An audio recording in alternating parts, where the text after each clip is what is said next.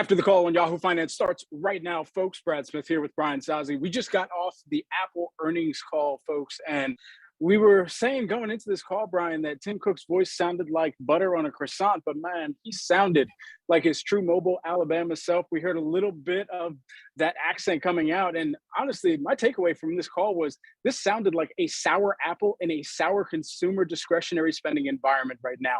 China and India are looking like incredible edibles right now. But outside of that, there were not too many bright spots to really feast on at this point in time. Well, before I even give you my takeaways, Brad, I have to give a shout out to Rich Kramer, analyst on this call. I think he had his mute button on. So you know who's having an terrible night? Not you, Brad. Not me. That is analyst Rich Kramer. Didn't even get his question to Tim Cook. I mean, oh man, talk about sucks. But look, there are a couple good points in here. Not all was bad. Of course, you saw the earnings missed by a wide mile. When those numbers hit after the close, you never really see Apple miss on earnings. So that is not good, but there were some positives here. I did like that services sales were up year over year, high single digit percentage. That was good. Also beat estimates.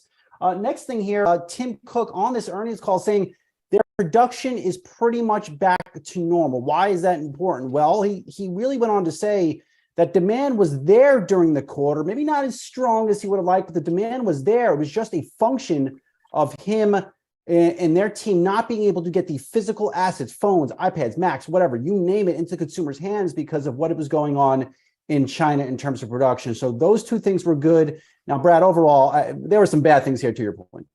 There were some bad things. And I mean, you look line by line within the earnings report itself, and you really just look across some of those major categories. iPhone, that having one of its worst kind of declining quarters. And they had to really kind of look across the board here at some of these different product lines, and iPhone particularly one of them, that one missing the mark on estimates. And I think for the activity that we had seen coming into this call, it was reflected in the shares. But what was interesting, and back to our point about the global opportunity here, when they started to talk about India, when they started to talk about China, that's when the stock, the Apple shares, AAPL, started to pare some of those losses here. It was down 4% going into this call, which is about the move that was anticipated or implied by some of the options volatility even coming into this earnings report. And so as of right now, only down 1% off of some of those after hours lows. Not too shabby, gives them a fighting chance going into tomorrow, or at least gave them a fighting chance going into the call here, Brian. Yeah, and really, it was we were tracking this thing real time. That stock was down at one point, Brad, more than 4%. As soon as Cook and Luca Maestri, the CFO, mentioned that China rebound, you saw the shares really rebound after hours at one point going positive. So that's that. Now, overall, my vibe check is this. You know, we try to put a temperature or a pulse or overall takeaway on all these earnings calls. We did it last week. We'll do it here with Apple. I was torn. I'm going to say good with a couple just asterisks here. First, I say it's good because services were up. You like seeing that. That is the sticky portion of Apple's revenue.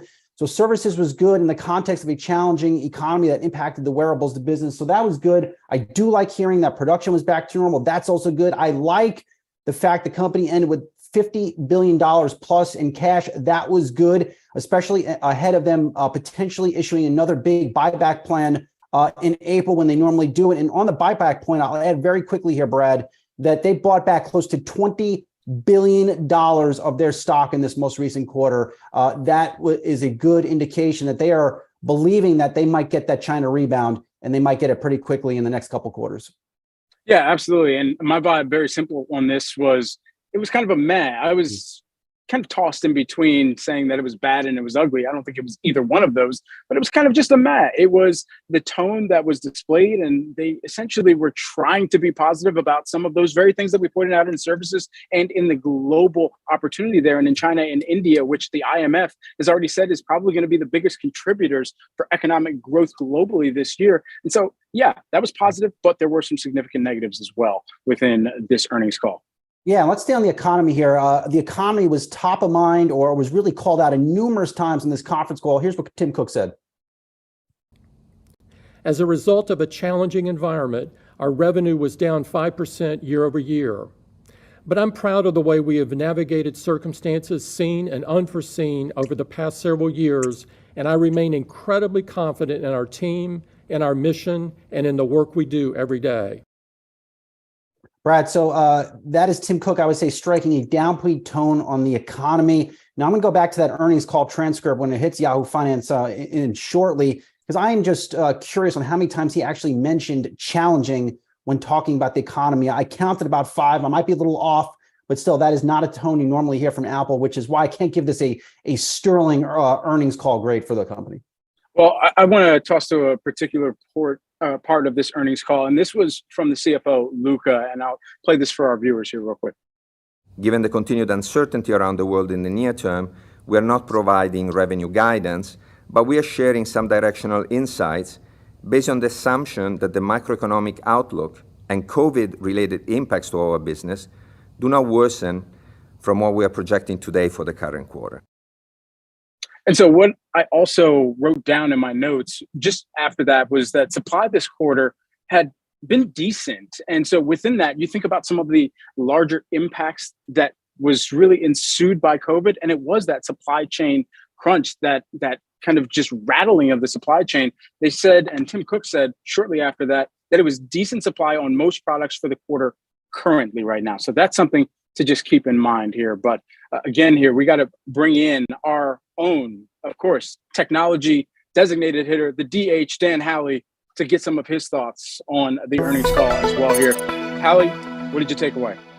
Yeah, look, I got to say, I thought that the call was much better than I was expecting. And sure, part of that is because Apple wants to, obviously put on a smile and make this into a bright spot. But, they really did do a good job kind of telegraphing the fact that, when we look at this quarter, Apple knew that they were going to have problems with production. They gave that to us early.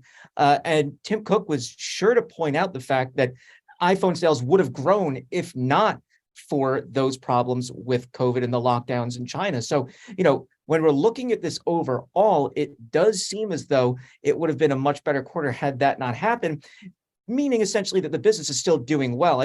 I want to point out something real quick that just has to do with the iPad and the services sales.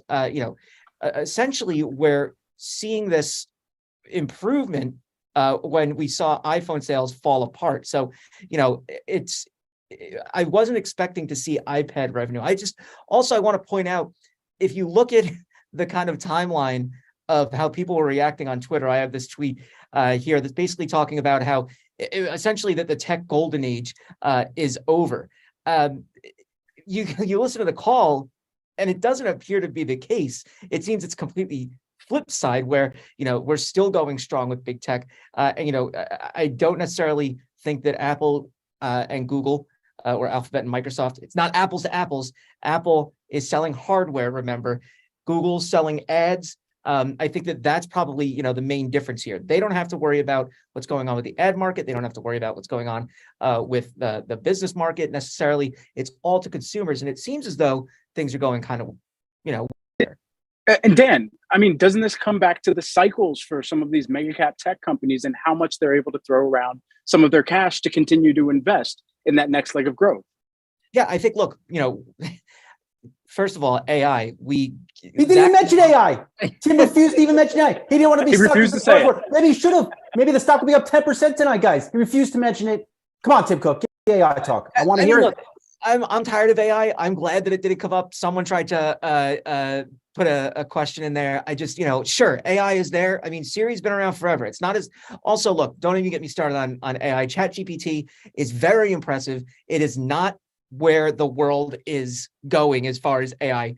It's a program. It's not, the end all be all of what AI will be, but it's not.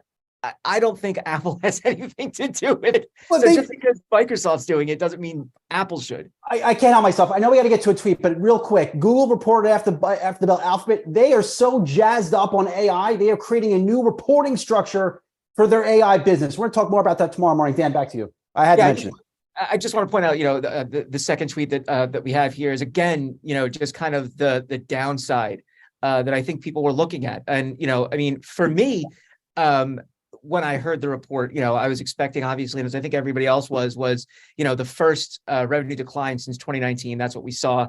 And it's not, it wasn't, I got to say, Tim Cook, masterclass in kind of spinning this in the positive, basically saying this wasn't going to be the bigger downside that we were expecting going forward. Apple continues to sell. So, like I said, this is very different than what's going on with Meta. Everybody was like jumping all over the place for Meta today. The ad market's not doing well. I don't know, it was stock buybacks and, we're cutting costs. The core business is still having problems. We see that from Snap. We see that from Google. So I just want to point that out. And then just finally, we talk about services doing well. We talk about iPad revenue doing well. I just want to point out this one tweet that we have about services here. They constantly say, services, new record. Cool. What is the revenue for Apple Music Plus, Apple TV Plus, Apple Arcade, iTunes? Can you give us the revenue there? No. We'll just say services blanket. By the way, services is inclusive of things like Apple Care and things like that. So we don't know what any of that means. We just know that you might be selling a lot more Apple Care, and maybe people signed up for Apple TV Plus. We got to find out what's going on with Apple TV Plus. You might sign Nobody up. cares. Nobody cares about it. No. Or the stupid HomePod. They talk about the HomePod. Who cares about it? Nobody cares.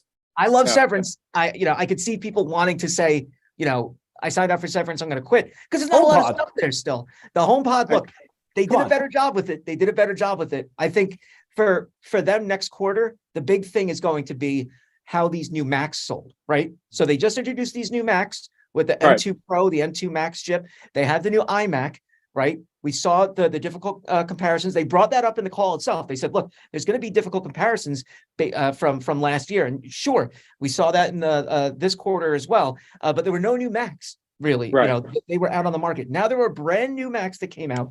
We have to see what that means now for the Mac sales in the next quarter. Sure, it might be down because of those comparisons, but what does that mean as far as people's interest in the next generation of Apple chips? The first generation was a big deal. I don't know what that means as far as the next generation. Where are my AR glasses?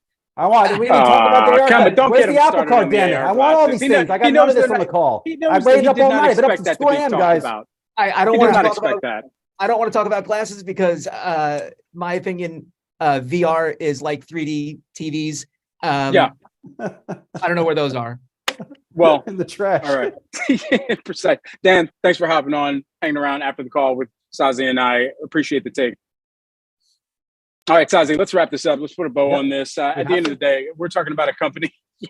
We're talking about a company that is literally like an appendage for most people. And so I think that's what the core of this is. They're going to eat up Apple to the extent that they need to. But when it comes down to how much they actually want to spend on them, then it makes a world of difference, because then it comes back to, okay, what is the environment? Do I feel comfortable putting money out there for a new MacBook Pro? Do I feel comfortable spending up? As Tim Cook was saying, people feel confident or are willing to spend up into a higher tier phone. That's going to affect the average selling price if people are saying, not Tim, we don't. All right, let me wrap this up with 3 final points or final takeaways here on this call. First up, Tim Cook, I encourage you to send me an email, brian.sozzi@yahoofinance.com. You need to reinvent your earnings call. I mean, it was sleepy. I appreciate all the good information, but there's a better way to do it. You're Apple, innovate on your earnings call. Number 2, Rich Kramer, go get a beer, my man. You should have unmuted your button on this call. You do not get every opportunity every single day to get a question to Tim Cook or even hear his voice. And last but not least, of course, Brad, like we set up this morning on the morning show, Apple stock ran up to this print. And if you're an investor tomorrow morning and tonight, you have to think, did they do enough on this call to justify this run up on the stock? Not a perfect quarter. Don't like to see Apple miss, but they may have done just enough to justify this run up. Production is back. China's coming back. All those things are good. And that is it for us. I'm Brian Sozzi. That's Brad Smith. I have to thank Dan Howley for hopping on again and doing some top work on this call. That's it for us. After the call, Yahoo Finance. Tune in tomorrow, 9 a.m. Actually, early. Tomorrow is Jobs Day. We'll be going up live early before 9 a.m.